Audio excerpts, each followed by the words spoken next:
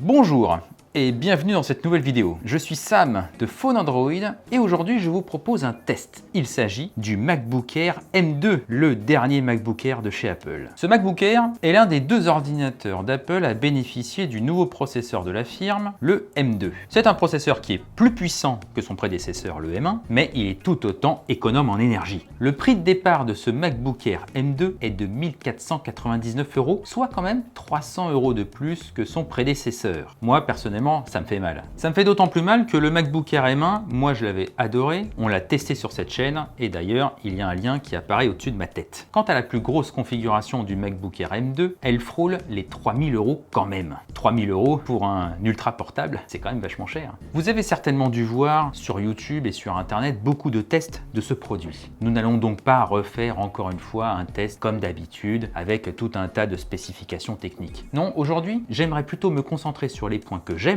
et les points que je n'aime pas. Pour tout le reste, retrouvez en description un lien vers mon test ultra complet. Avant de démarrer, petit rappel des familles, le pouce bleu, qui je sais n'est pas bleu, l'abonnement et la clochette pour les notifications, bien entendu. Allez, c'est parti!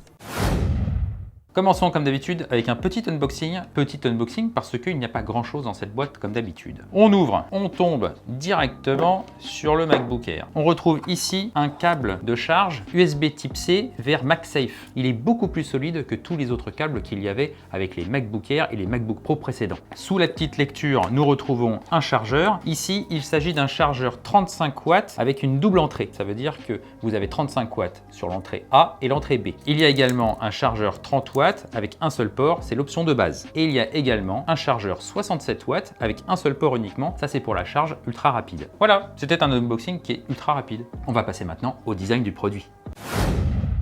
Vous êtes ici face au MacBook Air M2 version minuit, c'est l'un des nouveaux coloris de cette année. Et moi je le trouve vraiment très classe. C'est un nouveau châssis en aluminium avec deux grandes différences. D'abord, les faces sont vraiment plates à l'avant et à l'arrière. Avant, elles étaient incurvées. Aussi, les bordures sont droites. Là, on a vraiment une inspiration iPad Pro. Autre grande différence sur la tranche, vous voyez que l'ordinateur est aussi épais à l'avant qu'à l'arrière. En fait, avant, il était très épais à l'arrière et très fin à l'avant. C'était l'une des grandes particularités du MacBook Air. C'est un châssis donc qui est entièrement en aluminium, qui est un peu salissante, je trouve. Ça garde beaucoup les traces de doigts. Le MacBook Air continue d'être très léger. Il pèse 1,24 kg, soit 50 g de moins que son prédécesseur. Vous pouvez constater à l'arrière qu'il n'y a aucune ouverture pour des aérations ou pour de la dissipation passive de chaleur. C'est l'une des particularités des MacBook Air depuis le MacBook Air M1. Le CPU ne chauffe pas, donc conclusion, on n'a pas besoin de dissiper. Ne pas offrir d'ouverture, c'est osé, c'est très quali à l'œil, mais des fois ce n'est pas très heureux, on le verra dans la partie puissance de ce test. Donc c'est un châssis qui pour moi est vraiment qualitatif, même s'il y a quelques tout petits défauts. Allez, on va passer à la connectique maintenant. Côté connectique, nous avons d'un côté un port jack 3,5 mm qui survit encore dans les MacBook Air et les MacBook Pro et nous avons de l'autre côté 3 ports. Nous avons d'abord 2 ports USB type C que nous avions trouvé largement insuffisants dans le MacBook Air M1 et nous avons ici un port MagSafe pour la recharge. Alors évidemment, vous pouvez toujours recharger avec les ports USB type C, ce n'est pas un problème. L'arrivée de ce MagSafe est vraiment salvatrice. Pourquoi? Parce qu'avant, il n'y avait que 2 ports et 2 ports c'était largement insuffisant. Là, enfin, nous avons une solution qui est peut-être un peu bancale, mais au moins nous avons un 3e port qui permet de charger l'ordinateur et d'avoir un écran externe et un disque dur externe en même temps. Bien sûr, c'est toujours trop peu par rapport au MacBook Pro qui lui a 4 ports USB type C. Nous aimerions bien avoir 4 ports aussi dans le MacBook Air. Côté sans fil, nous retrouvons du Wi-Fi 6 mais pas du Wi-Fi 6E et nous retrouvons du Bluetooth 5.0 et non du Bluetooth 5.2. Alors autant sur le Wi-Fi 6E, moi je m'en fous un peu, autant sur le Bluetooth 5.2, je trouve que c'est un peu rachot parce que je pense que ce Mac pourrait être compatible avec davantage de produits audio qui sont vendus aujourd'hui dans le commerce. Je pense par exemple aux écouteurs True Wireless qui eux ont besoin d'avoir du Bluetooth 5.2 pour bien fonctionner. Avec du 5.0, Apple fait vraiment le choix de vous couper d'une partie du marché et de mettre en avant ses propres produits comme les AirPods par exemple. Passons maintenant au clavier.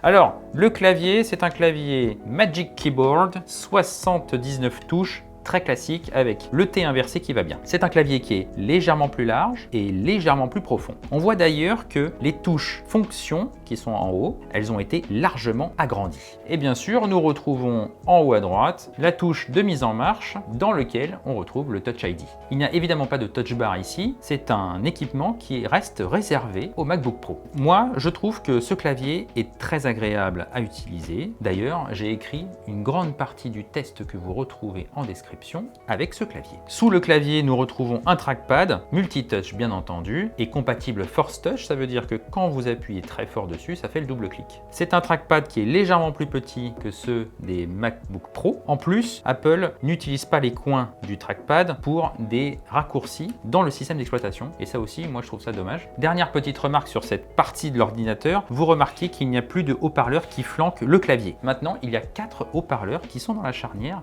et ça c'est vachement sympa. Ça donne un son qui est beaucoup plus riche, beaucoup plus grand, beaucoup plus large, et ça c'est vraiment bien. En plus, le MacBook Air M2 est compatible Dolby Audio et audio spatial, ça c'est bien.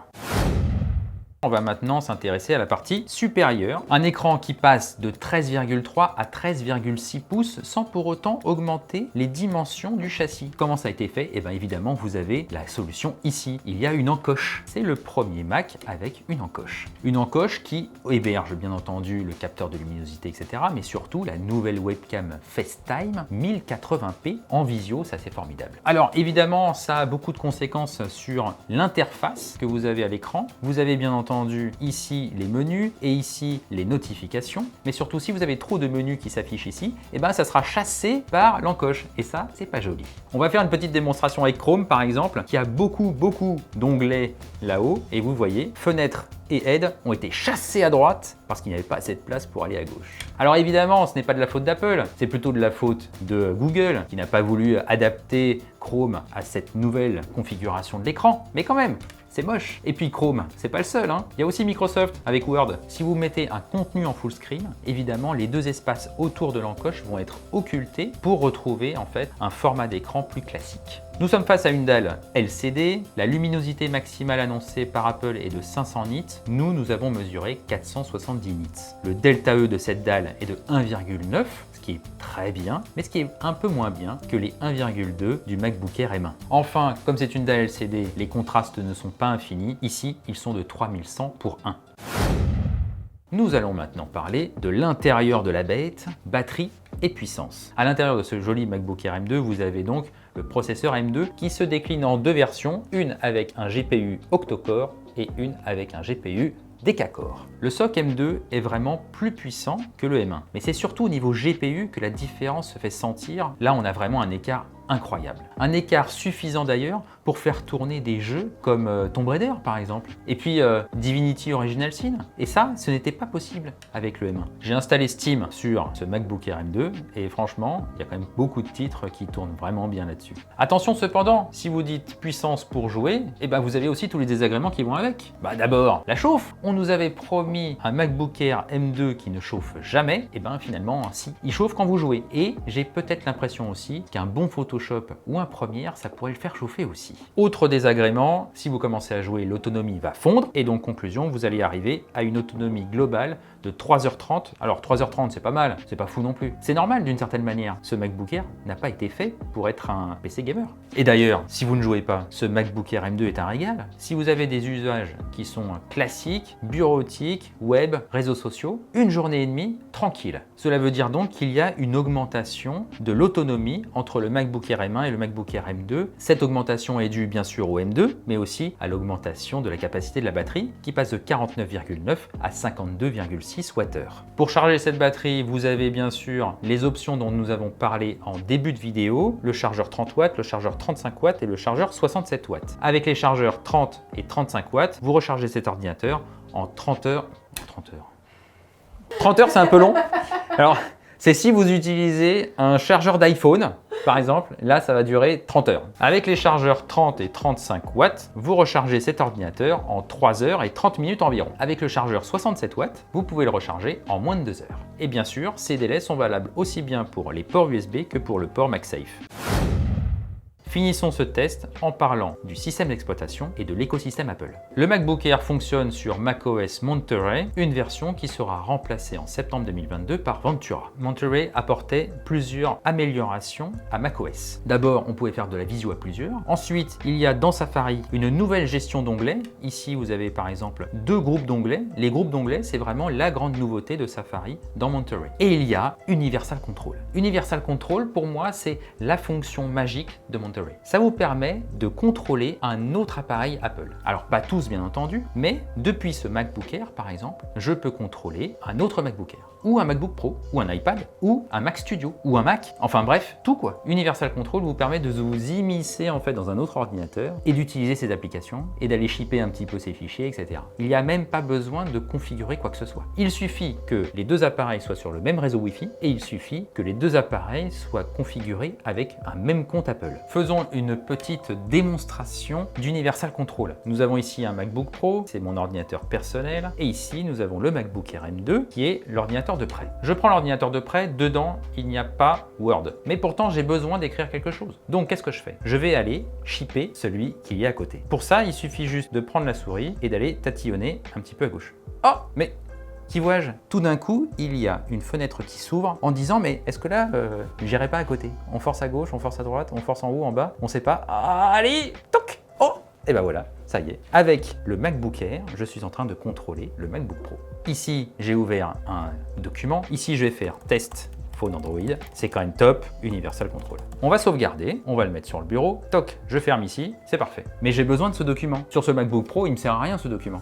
Allez, on le prend. Et il suffit juste de faire drag and drop et on copie les fichiers d'un coup d'un seul. Et ça, c'est vraiment magique. Parce que honnêtement, aucun système d'exploitation ne permet de faire ça aujourd'hui. Moi, cette petite démonstration, je l'ai faite à plusieurs personnes et à chaque fois, ils ont été bluffés. Ils ont été bluffés par la simplicité en fait de la prise de contrôle de l'autre ordinateur.